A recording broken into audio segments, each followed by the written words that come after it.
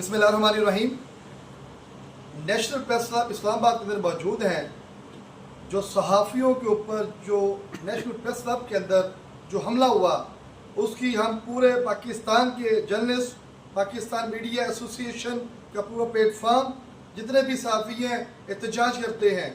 جب تک اس بات کا رزلٹ نہ آئے، حکومت ہمیں اس بات کی تردید نہ کروائے، ہمیں بتائے نہ کہ یہ معاملہ کیوں ہوا، کس نے کروایا، کیا دوبارہ کوئی ایسا معاملہ تو نہیں اجاگر ہوگا کہ جو صحافیوں کی ساکھ کو نقصان پہنچایا جائے۔ یہ نیشنل پریس کلب، یہ اسلام آباد پریس کلب پورے پاکستان کا پریس کلب ہے، یہ وفاق کا پریس کلب ہے۔ اگر صحافیوں کے ساتھ اس طرح کا برتاؤ ہوا تو یہ بالکل برداشت نہیں کریں گے۔ پورے پاکستان کے اندر صحافی ملک گیر احتجاج کریں گے اور کوئی کوریج نہیں ہوگی، کسی کو بھی کوریج نہیں ملے گی۔